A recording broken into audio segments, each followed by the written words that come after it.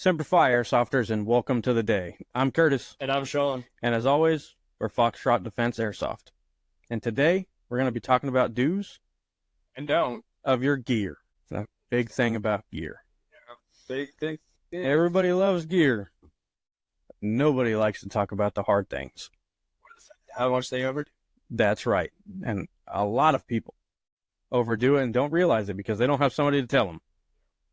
Quick shout out to all of our sponsors. And our partner. Airsoft Network. That's right. Warrior 12 clothing and Warrior 12.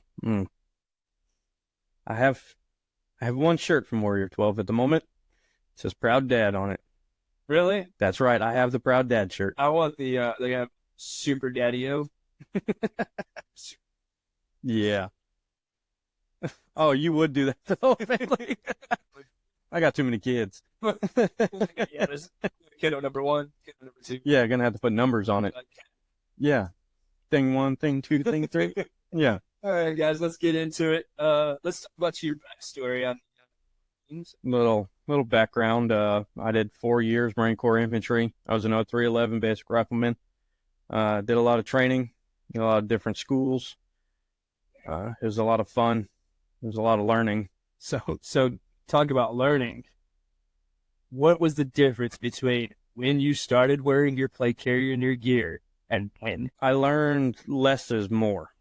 The less things that I can have on my plate carrier, the better off I am. I started with a 3-mag pouch, which carried 2 mags apiece on the front of my plate carrier. So that was already 8 pounds because a fully loaded mag is 2.5 pounds. Right. So I already had 8 pounds sitting on my stomach. And then I had grenade titties because when you put 2 grenade pouches apart from each other and in a similar area on the chest, it looks just like grenade titties. Now, how much do grenades weigh? It's A couple ounces. It's 1.5 pounds of composition B, I believe. So estimated. Yes, I believe. I don't know if that's right or not. I don't remember my notes from then, but it's 1.5 pounds of comp B and then the steel. So it's probably Too many. Yeah, too many numbers that I don't know off the top of my head. Yeah. So by the time you started, right? What is your per pound weight on your vest? With the plates, that alone being 40 pounds. 40 pounds. That alone being 40 pounds. And then adding mags and grenades and hydration, I was carrying around probably 65 to 80 pounds just on my plate carrier. I don't. So how long have you had to carry that for? So we did a 23-mile hike. Ooh. Did you have rumps too? Or? Oh yeah. So we had a 80-pound pack plus our plate carrier. So 160 pounds, roughly. Roughly. It was another grown man. 9 hours to do 23 miles. I learned that I needed to take a lot of things off. There was no need for all of it. So you were sharing.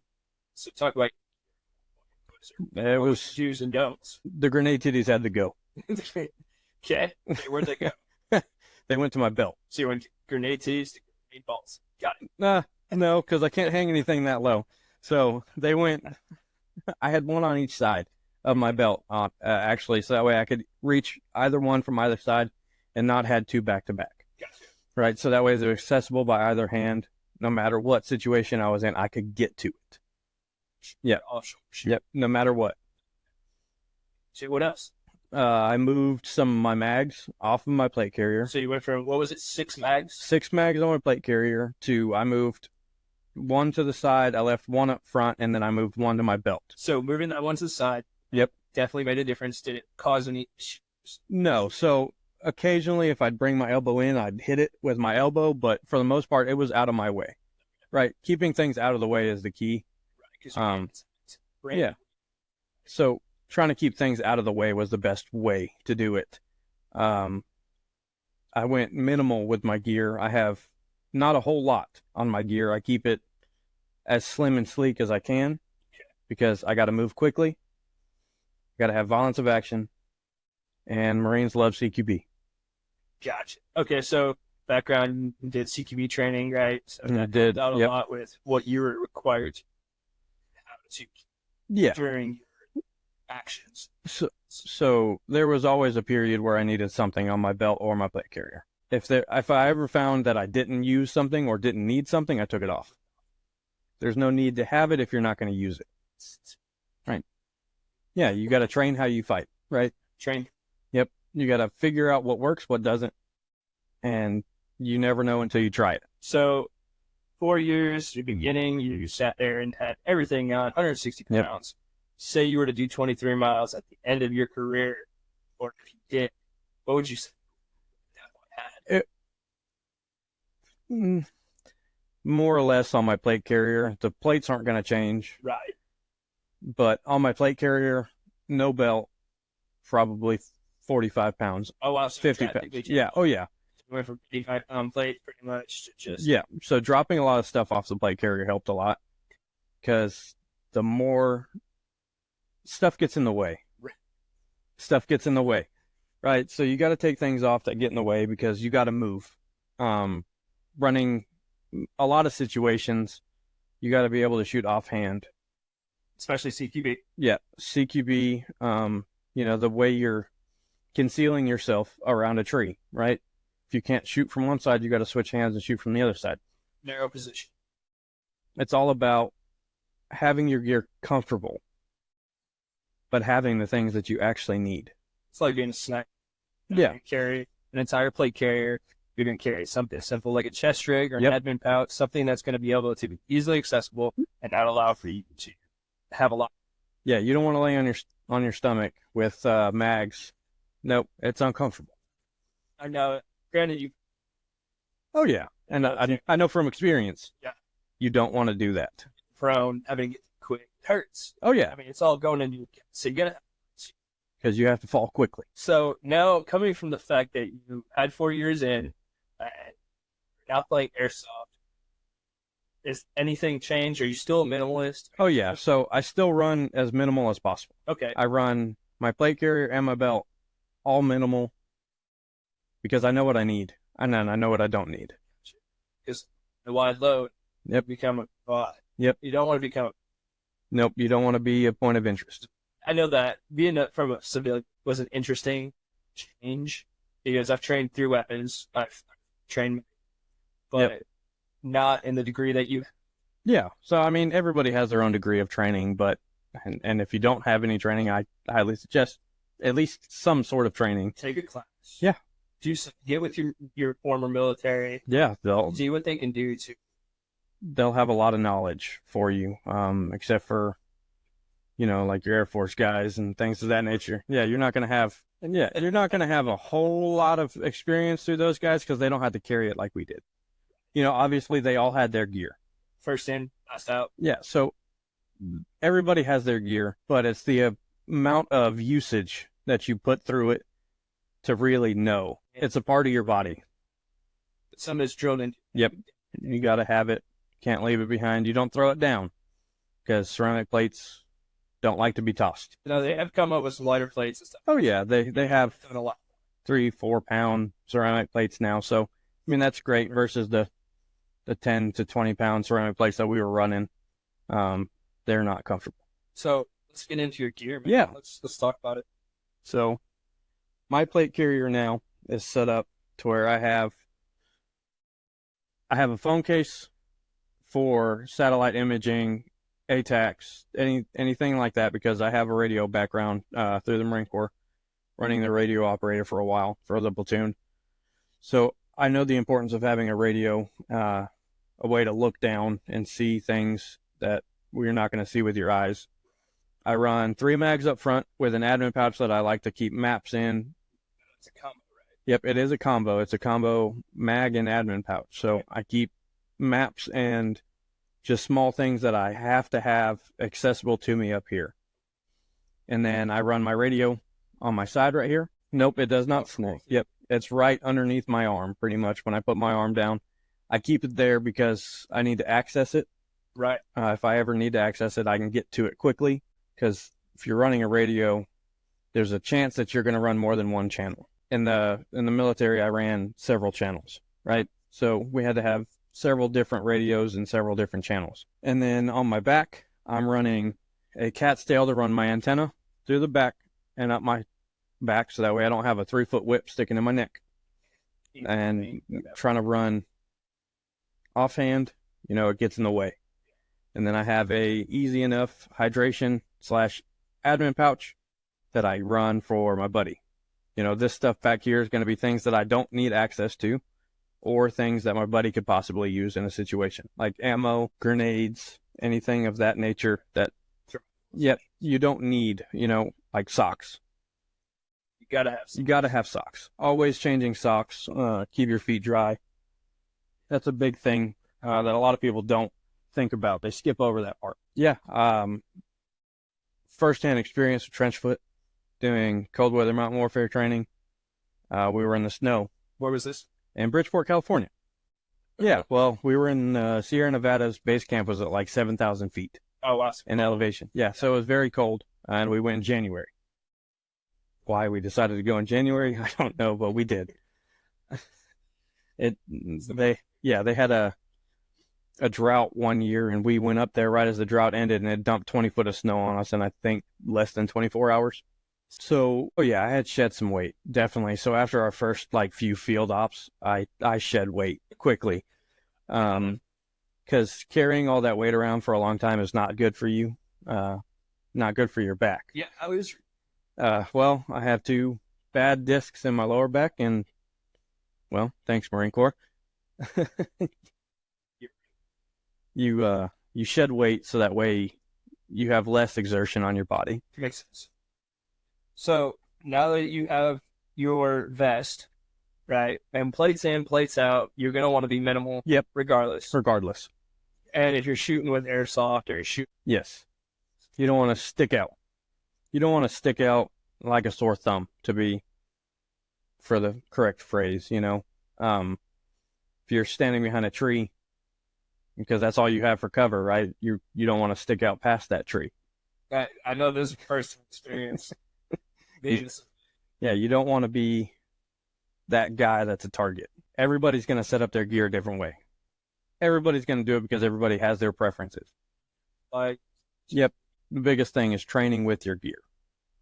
So that way you can actually know what's accessible, what's not accessible, and what you don't need. Well, that's good to hear. Let's get into your battle. Yeah, so I continue with the minimal on my belt. I keep it simple. KISS method for me. I got a AR mag pouch, a pistol mag pouch. So those are your speed loaders. Yep. My pistol. My dump pouch that I run, not completely on my back, but it is to the side of my back so that way it doesn't snag on things. So real quick, why do you put it right? It's a catch hazard. Because it's a big piece of fabric that's just hanging down. It's a catch hazard. Does this fold up? Yes, it does. But am I going to have the sound mind in a situation to unfold it to put my mags in? Probably not. Maybe in airsoft, of course. Yeah, in airsoft, yes, you're going to have time, but I brought the rules with me from the Marine Corps. I keep it out. So that way, no matter what situation I'm in, I have it accessible to me. And it's not just for mags. You can carry things in this. You can do whatever. You can do things that you need to with it. Grenades. Yep. Grenades. The Stonebreaker, I carry grenades in this. Because I don't have grenade pouches, right? So, no need for them when you have a dump pouch. It's true. And then the last thing I run on my belt is a med kit.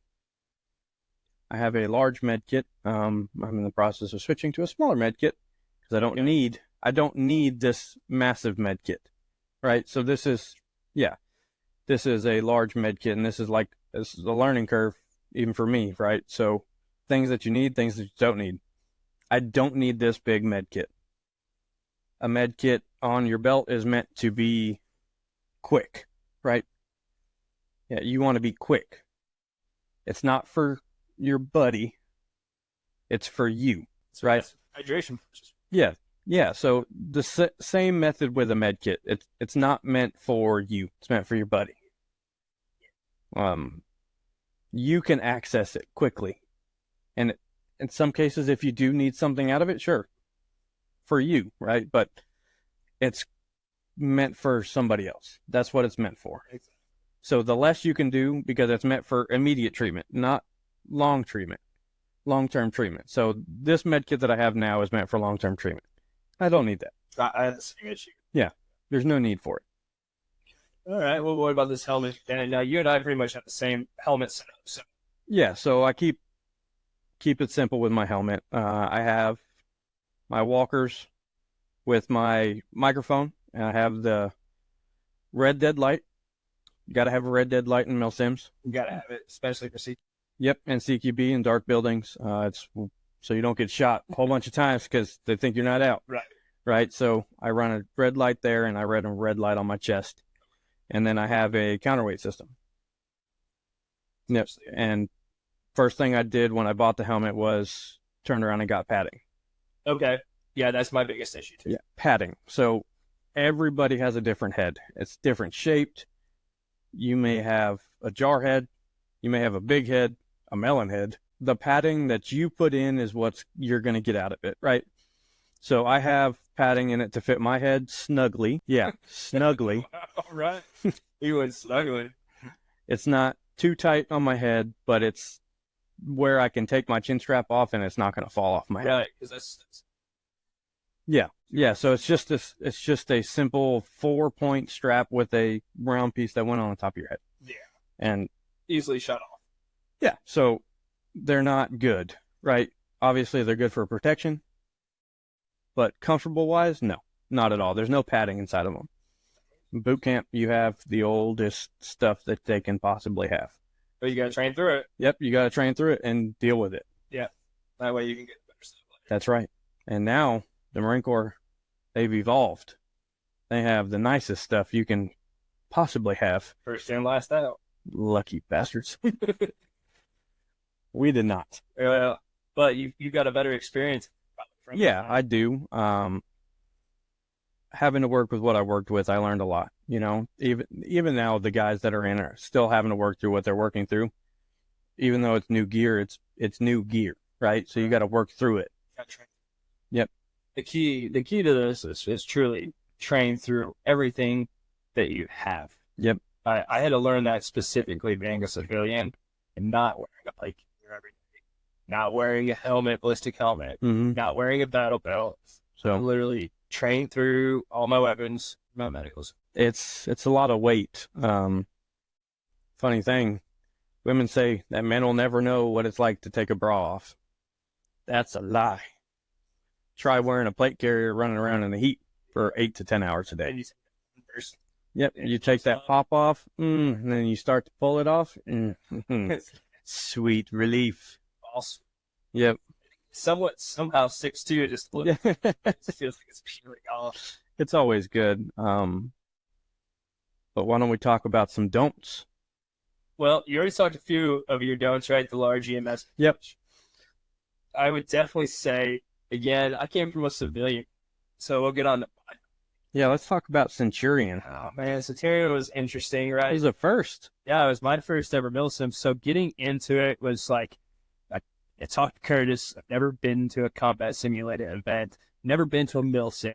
I'm like, what do I bring? You already brought yours. You already won your first event at which Stonebreaker. Stonebreaker GTI as well. That's Yep. where we went to for GTI. Yep. Centurion.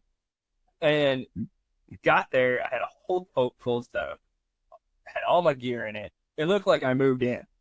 I mean, truly. And so I go out, we get our gear, and come back, and we go right back out. It was like, 5 mics? We had to go out 5 minutes, we had to get ready. Yep, we had a mission. Yeah, we had a mission. So, coming from a civilian background, and this is a lot lighter than what it was originally. So, originally I had a few admin pouches attached to this, thinking I had to carry the world. Here's an admin one, and that was right here. The other one, and this has changed already throughout the course of my airsoft career, was I had an admin on top of an admin. So I had a small admin pouch on top of a combo mag pouch, just like Curtis's. And after that first mission of looking like a wide load EOI, it Almost got him a patch that said wide load to stick on his back. Yeah, you might as well. I mean, and it's one of the big things you got to worry about when it comes to being a wide load, right? You are the person of interest. You are the first one to be attacked because You're easily seen. Yeah. you're easily seen. So getting into this, now we've gotten a lot lighter. It's still heavier than Cursus. I definitely changed a lot though. I still got my mic system that is fed through with the cattail in the back, fed through my hydration pack. And honestly, that's probably being a ham radio operator, being a radio operator. Yep. Having that is essential to being able to communicate. Yeah. So a lot of guys like to just throw their antenna on and throw it on their side and be like, oh, I'm just going to run with it. It's just running right here. That mic's just running right in the way of everything. Or you got that 4 foot long whip. Mm-hmm. It's stuck all the way up, and as soon as you go to change shoulders, person, like, yep. Right. So I can tell a real funny story of my time in the Marine Corps being a radio operator. Oh yeah. So we had a mission. We had to go get at a HVI or a person of interest right out of a building. Being the radio operator and having to talk a long distance, I had a donkey tail. It's a donkey tail. Okay, so for the people that don't know what a donkey tail is, it is a large, it's probably a foot long. It enhances your ability to talk, right? So it's a foot long and it's flexible. But I had to talk to a ship. So I had a 10-foot whip. Sticking out your back? I had a 10-foot whip attached to the donkey tail. Because I can't say its real name on here. So trying to get through doorways. Man. With 11 feet sticking off my back. Over here, feeling like you get hung up. Yep, and then I had to go upstairs. Upstairs. In a different country, if you don't know, the stairs are very tight. To confirm, and then call it up. It's not fun. I had to squat and I had to bend to get through doorways. Was you already cleared, or were you? Oh yeah, it was already cleared. So I was the second to last in. The room had been cleared. Oh, good. He had been secured already. By the time I got in, I was holding security outside, and that was interesting trying to get inside that building. Yeah. And trying to. Oh yeah, I would have been hung up on everything. Yeah. So the importance of moving your antenna is very important to me. Now, see, I run mine through the middle because it's just out of my way. Yeah. And then again, hydration pack. I went ahead and I did a double pouch system. So I have a 3 pistol and 3 AR mags. Mm-hmm. And I have a small admin pouch. Now, that has been, honestly, probably the best system I have found so far. Yeah. Now, mind you, you're always going to make changes. Yeah. But this system is light enough that I can carry what I need to carry. I still have my mic system and hydration as well. Hydration is always going to be key. Hydration's key. And just for SMGs, I even keep a handcuff key. You always got to have a handcuff key. Got to. Now, mind you, my battle belt's a little bigger than Curse's. But I will say, it's not heavy. It's very nice and light. I will say also that I also have an AFAC, not an IFAC. Mm-hmm. I have family, it's one of the common things that I think about. So my holster is not on here. I do have a regular holster, leg holster, drop holster. Mm-hmm. Okay. And I also have a 3 pistol mag pouch. 1 is used for multiple, 2 is for... Why are you carrying... Yeah, but think about this. If you're running 3 pistol mags on the front, what's the need on your belt? Well, honestly, I got it for a deal. So the concept is always going to change, right? Yeah. So I really actually want to this similar taco, and I want to get rid of okay. Time. It was cheap. So sometimes that's what it has to be, right? Sometimes you got to get what's cheaper. Yeah. And that's what works. I also have my own dump pouch, which mine's folded up. Curtis does make a good point. Having it ready, you're not going to be in the mindset to make sure that your gear is PC'd right away. Yeah. You're going to get into the firefight. You're going to go, and then later go, oh, no, I messed up. Yeah, and now you've thought you've thrown your mag in your dump pouch, and you done thrown it on the ground. Yeah, now you got 6 mags sitting somewhere. Yeah. Trying to figure out how you're going to get 6 more mags. And then I also carry a set of handcuffs. I did put 2 in here for Centurion originally because they were saying that you can capture. Oh, yeah. Guys. So That's for your bondage. but I did carry 2 of them just in case we needed them. Yeah. But technically, it's truly just for 1. And then, you know what? I got this the other day, and the reason I got it is because we let Centurion and Eagle Strike or not Eagle Strike. Man, we just got done Stormbreaker. this week. Stormbreaker. It's still stuck in my mind. I'm hopes that everybody gets that ticket. That's going to be a great event. Oh, yeah. Shout out to Bushwookie for that one. That's right. But yeah, Stormbreaker, and it ripped off. It was a medical shear and tourniquet combo. And honestly, this is stiff. You're really gonna have to pull it out of me. Yeah, cat tourniquet holders are good.